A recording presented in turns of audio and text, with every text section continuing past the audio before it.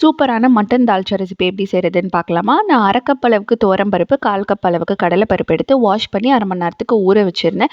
இப்போ ஒரு ப்ரெஷர் குக்கரில் ஊற வச்ச பருப்பு, தேவையான அளவு தண்ணி, மட்டனோட எலும்பு, சாப் பீசஸ், கொழுப்பு இதெல்லாம் ஆட் பண்ணிவிட்டு 5லேருந்து 6 விசிலுக்கு ப்ரெஷர் குக் பண்ணிக்கிறேன். மட்டன் நல்லா வெந்துருந்துச்சு. பருப்பும் கடைஞ்சி வச்சுருந்தேன்.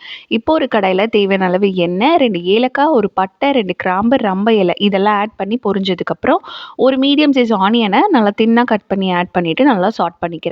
கூடவே கருவேப்பிலை, 1 tablespoon ginger garlic paste, 3 பச்சை மிளகாய் இதெல்லாம் ஆட் பண்ணி குக் பண்ணிக்கலாம். பச்சை வாசனை ஜிஞ்சர் கார்லிக்கோட பச்சை வாசனை போனதுக்கப்புறம் ஒரு மீடியம் சைஸ் தக்காளியும் கட் பண்ணி ஆட் பண்ணிவிட்டு நல்லா மேஷ் ஆகிற அளவுக்கு குக் பண்ணிவிட்டு 1/2 டீஸ்பூன் மஞ்சள் தூள், காரத்துக்கு ஏற்ற மாதிரி மிளகாய் தூள், தேவையான அளவு உப்பு ஆட் பண்ணி எண்ணெய் பிரிஞ்சு வர அளவுக்கு குக் பண்ணிவிட்டு கட் பண்ணி வச்சுட்டு வெஜிடபிள்ஸையும் ஆட் பண்ணிக்கலாம்.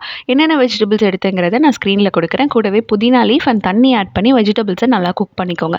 வெஜிடபிள்ஸ் நல்லா குக் ஆனதுக்கப்புறமா தால்ச்சாக்கு தேவையான அளவு தண்ணி ஆட் பண்ணி நல்லா கொதிக்க விட்டுட்டு ஒரு சின்ன சைஸ் மாங்காவை கட் பண்ணி வச்சுருந்தேன். அதையும் ஆட் பண்ணிவிட்டு ஒரு 2 மினிட்ஸ் குக் பண்ணதுக்கப்புறமா கடைஞ்சி வச்சுருந்த பருப்பு, மட்டன் எல்லாம் ஆட் பண்ணி நல்லா குக் பண்ணதுக்கப்புறமா ஒரு நெல்லிக்காய் சைஸ் அளவுக்கு புளியை கரைச்சி வச்சுருந்தேன்.